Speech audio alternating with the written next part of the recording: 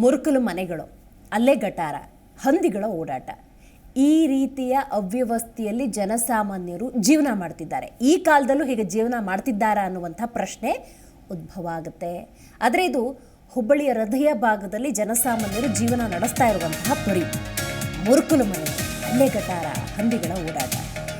ಇದು ಹುಬ್ಬಳ್ಳಿಯ ಹೃದಯ ಭಾಗದ ಪ್ರದೇಶದ ಅವ್ಯವಸ್ಥೆ. ಮೂಲ ಸೌಕರ್ಯಗಳಿಂದ ವಂಚಿತಗೊಂಡಿದ್ದಾರೆ ನೂರಾರು ಮಂದಿ. ಕುಡಿಯೋ ನೀರಿಲ್ಲ, ಒಳಚರಂಡಿಯ ವ್ಯವಸ್ಥೆ ಇಲ್ಲ, ಬೀದಿ ದೀಪದ ವ್ಯವಸ್ಥೆಯಂತೂ ಇಲ್ಲವೇ ಇಲ್ಲ. ರಸ್ತೆ ಸೇರಿದಂತೆ ಮೂಲ ಸೌಕರ್ಯಗಳೇ ಕಾಣದಂತಾಗಿದೆ ಮಾರುತಿ ನಗರದ ಪರಿಸ್ಥಿತಿ. ಸಮಸ್ಯೆಗಳ ಸರಮಾಲೆ ಎದುರು ಜನಪ್ರತಿನಿಧಿಗಳ ನಿರ್ಲಕ್ಷ್ಯ ಅನ್ನೋದು ಇಲ್ಲಿ ತಾಂಡವವಾಡ್ತಾ ಇದೆ. ಹಾಗಾಗಿ ಆ ಭಾಗದ ಜನ, ಮಾರುತಿ ನಗರದ ಜನ ಅವ್ಯವಸ್ಥೆಯಲ್ಲಿ ಜೀವನವನ್ನು ನಡೆಸ್ತಾ ಇದ್ದಾರೆ. ಗೋಕುಲ ರಸ್ತೆಯ ಕೈಗಾರಿಕಾ ಪ್ರದೇಶದಲ್ಲಿದೆ ಮಾರುತಿ ನಗರ. ಮೂಲ ಸೌಕರ್ಯಗಳಿಂದ ವಂಚಿತಗೊಂಡಿದೆ ಜನತೆ. ಕುಡಿಯೋ ನೀರು, ಒಳಚರಂಡಿ, ಬೀದಿ ದೀಪ, ರಸ್ತೆ ಸೇರಿದಂತೆ ಅನೇಕ ಸಮಸ್ಯೆಗಳು. ನೀವು ಈ ದೃಶ್ಯದಲ್ಲಿ ಗಮನಿಸಬಹುದು. ಗೋಕುಲ ರಸ್ತೆಯ ಕೈಗಾರಿಕಾ ಪ್ರದೇಶದಲ್ಲಿರುವಂತಹ ಮಾರುತಿ ನಗರದಲ್ಲಿ ಜನಸಾಮಾನ್ಯರ ಜೊತೆಗೆ ಹಂದಿಗಳು ವಾಸವಿದ್ದಾವೆ. ನೀವಲ್ಲಿ ಗಮನಿಸಬಹುದು. ಇಂಥ ಅವ್ಯವಸ್ಥೆಯಲ್ಲಿ, ಇಂಥ ಕೊಳಚು ಪ್ರದೇಶದಲ್ಲಿ ಇನ್ನೂ ಜನ ಜೀವನ ಮಾಡ್ತಿದ್ದಾರೆ ಅಂದರೆ ಅದು ಹೇಗೆ? ಯಾಕೆ ಅನಾರೋಗ್ಯ ಅನ್ನೋದು ಹೆಚ್ಚಾಗತ್ತೆ? ಯಾಕೆ ಪೌಷ್ಟಿಕತೆ ಅನ್ನೋದು ಕಮ್ಮಿ ಆಗುತ್ತೆ?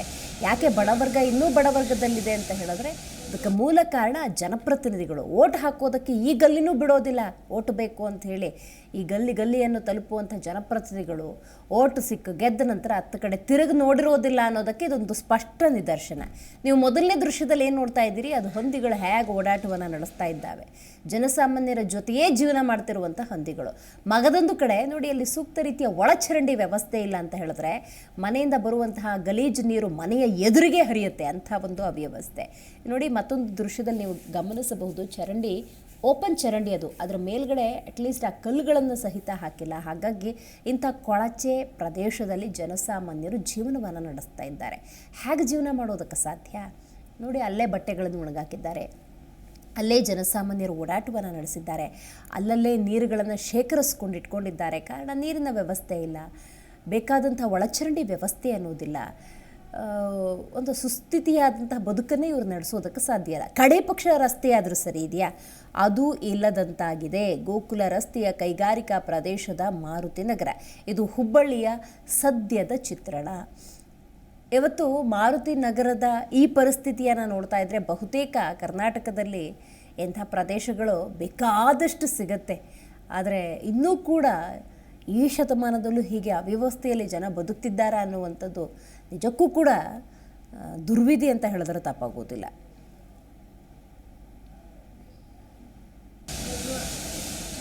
ಸುಮಾರು ನಮ್ಮ ಮಾರುತಿ ನಗರ 55ರಿಂದ 60 ವರ್ಷದಿಂದ ಇಲ್ಲಿ ನಾವು ವಾಸ ಮಾಡ್ತಾ ಇದ್ವಿ. ಇಲ್ಲಿ ಸುಮಾರು 179 ಮನೆಗಳದಾವು, 1500 ಜನಸಂಖ್ಯೆ ಅದ. ಹೆಚ್ಚು ಕಡಿಮೆ ಅಂದರೆ 900 ವೋಟಿಂಗ್ ಮಾಡಿದ್ದೀವಿ. ನಮ್ಮಲ್ಲಿ ಏನು ಪ್ರಾಬ್ಲಮ್ ಅಂತಂದರೆ, ಸುಮಾರು ನಾವು ಇತ್ತೀಚೆಗೆ ಜಾಸ್ತಿ ಅಂದರೆ 35ರಿಂದ 40 ವರ್ಷದಿಂದ ನಾವು ಹಕ್ಕುಪತ್ರ ಬೇಕಂತಂದು ಹೇಳಿ ಹೋರಾಟ ಮಾಡ್ತಾ ಬಂದ್ವಿ. ಎಲ್ಲ ಮನೆ ಪತ್ರ ಕೊಟ್ವಿ. ಅಂದ್ರೆ ಎಲ್ಲ ಡಿಪಾರ್ಟ್ಮೆಂಟಿಂದ ಯೂನಿವರ್ಸಿಟಿಯಿಂದ ಎಲ್ಲ ತೊಗೊಂಡ್ವಿ.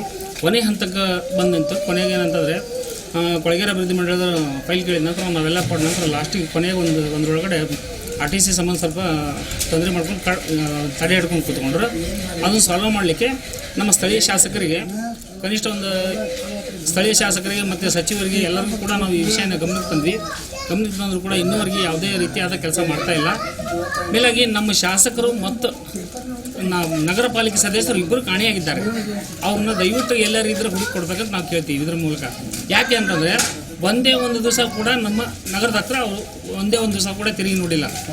ಎಲ್ಲರಿಗೂ ತಮ್ಮದೇ ಆದಂಥ ಜನಪ್ರತಿನಿಧಿಗಳು ತಮ್ಮದೇ ಆದಂಥ ಸ್ವಂತ ಸೂರು ಕಟ್ಕೊಂಡು ಎಲ್ಲ ಮಾಡ್ತಾರೆ. ಕೇಂದ್ರ ಸರ್ಕಾರ ಅಷ್ಟು ಮನೆ ಕೊಡ್ತೀವಿ ಅಂತ ಹೇಳ್ತದೆ, ರಾಜ್ಯ ಸರ್ಕಾರ ಎಷ್ಟು ಕೊಡ್ತೀವಿ ಅಂತಾರೆ.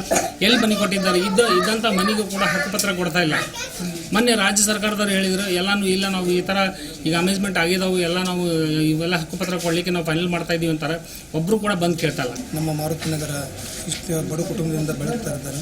ಆಮೇಲೆ ಮತ್ತು ನಾವು ದಲಿತರಾಗಿ ಇಲ್ಲಿ ಒಂದು 60% ನಾವು ದಲಿತರಿದ್ದೀವಿ. ಇಲ್ಲಿ SC ST ಅವರು ನಾವು ಸುಮಾರು ಏನಿಲ್ಲ ಅಂದರೂ 100 ಮನೆ ನಮ್ಮ ಇದೆ. ಆದ ಕಾರಣದಿಂದ ನಮ್ಮ ದಲಿತರು ಮತ್ತು ಅವ್ರು ಯಾರು ನೋಡಲಾರದೆ ಇಲ್ಲಿ ನಾವು ಎಷ್ಟು ಕಷ್ಟಪಡ್ತಾ ಇದ್ದೀವಿ ಅಂತಂದರೆ, ನಾವೆಲ್ಲ ಕೊಳಚೇರಿ ಪ್ರದೇಶದಲ್ಲಿ ಇದ್ದೀವಿ. ಇಲ್ಲಿ ನಮ್ಗೆ ಯಾವುದೋ ಮೂಲ ಸೌಕರ್ಯ ಇಲ್ಲ. ನಮಗಿಲ್ಲಿ ಯಾವುದೂ ಮೂಲ ಸೌಕರ್ಯ ಇಲ್ಲ. ಆದರೂ ನಾವು ಏನು ಕೇಳ್ಕೊತಾ ಇದ್ದೀವಿ, ನಮಗೊಂದು ಪಕ್ಕಾ ಮನೆ ಮಾಡಿಕೊಡ್ರಿ, ಹಕ್ಕುಪತ್ರ ಮಾಡಿಕೊಡ್ರಿ ಅಂತ ಜಗದೀಶ್ ಶೆಟ್ಟರ್ ಇನೋಸಿಗಳನ್ನು ಕೇಳಿದ್ವಿ ಎಲ್ಲ. ಆಮೇಲೆ ಕಮಿಷನರ್ ಕಡೆಯಿಂದ ನಮಗೆ ಇನೋಸಿಗೆ ಕೇಳಿದ್ವಿ, ಅವರು ಒಂದು 3 ದಾಖಲೆಗಳನ್ನು ಕೇಳಿದ್ವಿ. ಎಲ್ಲ ದಾಖಲೆಗಳು ರೆಡಿ ಮಾಡಿದ್ವಿ ನಾವು.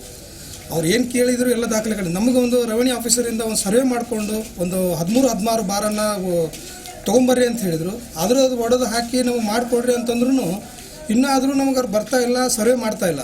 ಕೇಳಿದ್ರೆ ಅವ್ರು ಏನು ಹೇಳ್ತಾರಂದ್ರೆ, ಇಲ್ಲ ನಾಳೆ ಮಾಡಿಸ್ತೀವಿ, ಅದನ್ನು ಫೈಲ್ ಅಲ್ಲೇ ಐತಿ, ಡಿ ಸಿ ಅವ್ರಿಗೆ ಬರಬೇಕು, ಡಿ ಸಿ ಅವ್ರ ಕಡೆಯಿಂದ ಮತ್ತು ಅದನ್ನು ಫೈಲ್ ಮಾಡಿಸಿ ಫಿಟಪ್ ಮಾಡಿ ಕಳಿಸ್ತೀನಿ ಅಂತ ಹೇಳ್ತಾರೆ. ಕೊಳಗೇರಿ ಮಂಡಳಿ ಆಫೀಸರ್ ಹಿರೇಮಠ ಅವ್ರಿಗೆ ಕೇಳಿದ್ರೆ, ಇಲ್ಲರಿ ಇವ್ರ ಕಡೆ ಹೋಗಬೇಕು, ಡಿ ಸಿ ಅವ್ರ ಕಡೆ ಹೋಗ್ಬೇಕು, ನಿಮ್ಮ ಡಿ ಸಿ ಅವ್ರ ಕಡೆ ಹೋಗಿ ಭೇಟಿಯಾಗಿ ಬಂದಾಗ ಡಿ ಸಿ ಅವರ ಪಿ ಅವ್ರು ಹೇಳ್ತಾರೆ, ಇಲ್ಲ ನೀವು ಎಲ್ಲ ನಿಮ್ಮ ಶಾಸಕರು ಮತ್ತು ಎಂ ಪಿ ಅವರು ಕೂಡಿ ಇದು ಒಂದೇ 10 ನಿಮಿಷದ ಕೆಲಸ, ಅದನ್ನು ನಿಮ್ಮದು ಎಲ್ಲ ಏರಿಯಾದ ಆಗೈತಿ, ನಿಮ್ಮ ಏರಿಯಾದೊಂದು ಮಾಡಿಕೊಟ್ಬಿಟ್ರೆ ಆಗಿಬಿಡ್ತೈತಲ್ಲ, ಅದನ್ನು ಅವ್ರಿಗೆ ಕೂಡಿ ನೀವು ಕೇಳ್ರಿ ಅಂತ. ನಾವು ಕೇಳಕ್ಕಂತ ಹೋದ್ರೂ ನಮಗಲ್ಲಿ ಸ್ಪಂದಿಸ್ತಾ ಇಲ್ಲ. ಅವರು ಯಾಕೆ ಸ್ಪಂದಿಸ್ತಾ ಇಲ್ಲ ಅಂತಲೇ ಗೊತ್ತಿಲ್ಲ. ನಮ್ಗೆ ಇನ್ನೂವರೆಗೂ ಹಕ್ಕುಪತ್ರ ಬಂದಿಲ್ಲ. ನಮ್ಮ ತಂದೆ ನಮ್ಮ ಅಜ್ಜಿಗಳು ಬಂದು ವಾಸ ಮಾಡಿದ್ರಲ್ಲಿ ಅವ್ರು ತೀರ್ಕೊಂಡಿದ್ಮೇಲೆ ನಮ್ಮ ತಂದೆ ನಮ್ಮ ಚಿಕ್ಕಪ್ಪಂದಿರು ಅವರು ಜೀವನ ಮಾಡಿದರು. ಅವರು ತೀರ್ಕೊಂಡಾರೆ. ಅವರು 30 ವರ್ಷದ ಹಿಂದೆ ನಮ್ಮ ಕೊಳಗೇರಿ ಮಂಡಳಿಗೆ, ಆಮೇಲೆ ನಮ್ಮ ಇದಕ್ಕೆ ಯಾವುದು ಹೂಡಾಕ್ಕೆ ಕಾರ್ಪೊರೇಷನ್ಗೆ ಅವ್ರು ಹೊಲದಲ್ಲಿ ಸಾಕಾಗಿ ಕೈ ಬಿಟ್ಟರು. ಅವ್ರು ಬಿಟ್ಟಿದ ಮೇಲೆ ಈಗ ನಾವು 9 ವರ್ಷದಿಂದ ನಾವು ಯುವಕರು ನಾವು ಒಂದು ಮಾರುತನಗರ ನಿವಾಸಿಗಳ ಸೇವಾ ಸಂಘ ಅಂತೇಳಿ ಮಾಡಿಕೊಂಡು ಈ ಮಾರುತನಗರ ನಿವಾಸಿಗಳ ಸೇವಾ ಸಂಘದಲಿಂತ್ರ 9 ವರ್ಷಲಿಂತ್ರ ಪ್ರಯತ್ನ ಪಡಾಕತ್ತೀವಿ. ಹಕ್ಕುಪತ್ರ ಆಮೇಲೆ ಪಕ್ಕಾ ಮನೆ ಮಾಡಿಕೊಡ್ಬೇಕಂತೇಳಿ. ಇಲ್ಲಿ ಶಾಸಕರಾಯ್ತು, ಇಲ್ಲಿ ಎಂ ಪಿ ಆಯ್ತು, ಯಾರೊಬ್ಬರು ಕರೆಕ್ಟಾಗಿ ನಮಗೆ ಸ್ಪಂದನೆ ಕೊಡಾಕತ್ತಿಲ್ಲ. ಅದು ಯಾಕೆ ಕೊಡಾಕತ್ತಿಲ್ಲ ಗೊತ್ತಿಲ್ಲ.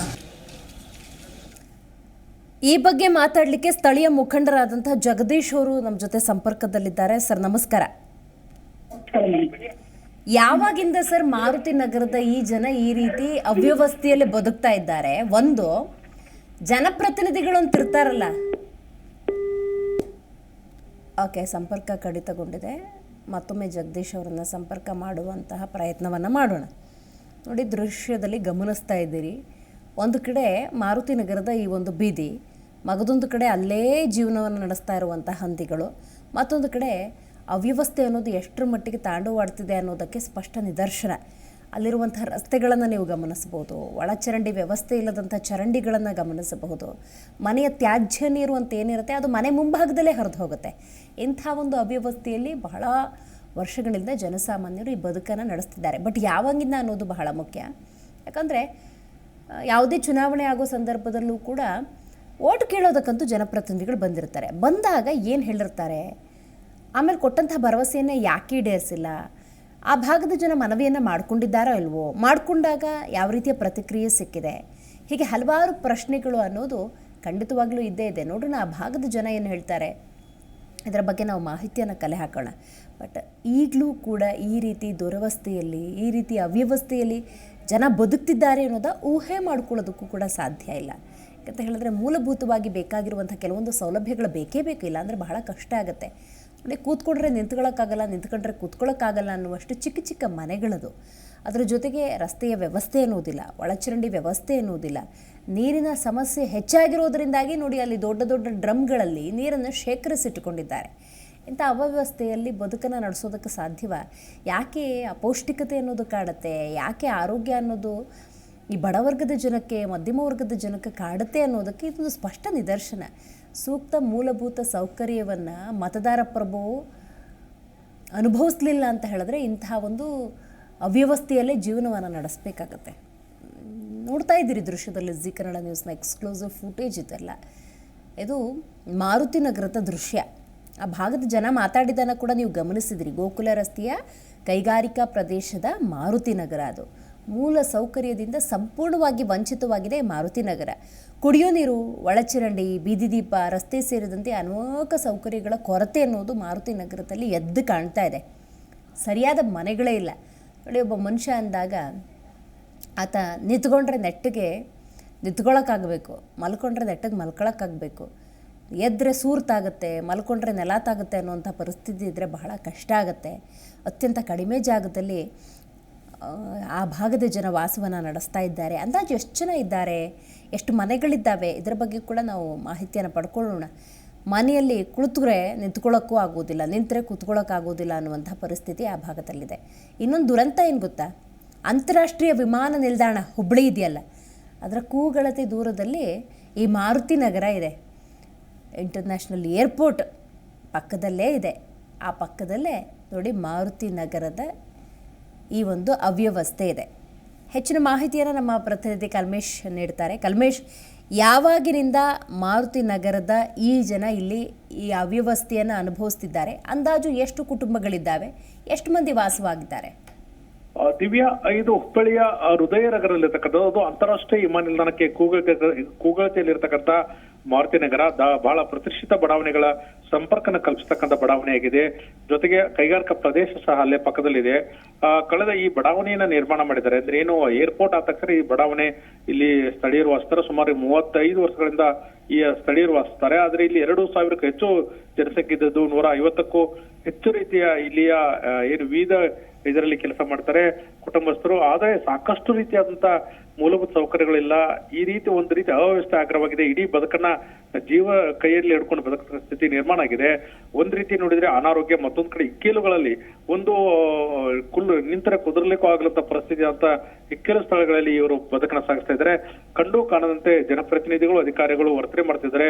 ಅನೇಕ ರೀತಿಯಿಂದ ಹೋರಾಟ ಮಾಡಿದ್ದಾರೆ. ಯಾವುದೇ ರೀತಿಯ ಹೋರಾಟಕ್ಕೆ ಸಕಾರಾತ್ಮಕವಾಗಿ ಅಧಿಕಾರಿಗಳಾಗಲಿ, ಇಲ್ಲ ಮಹಾನಗರ ಪಾಲಿಕೆಯ ಸದಸ್ಯರಾಗಲಿ ಅಥವಾ ಶಾಸಕರಾಗಲಿ ಸ್ಪಂದನೆ ಆಗ್ತಿಲ್ಲ.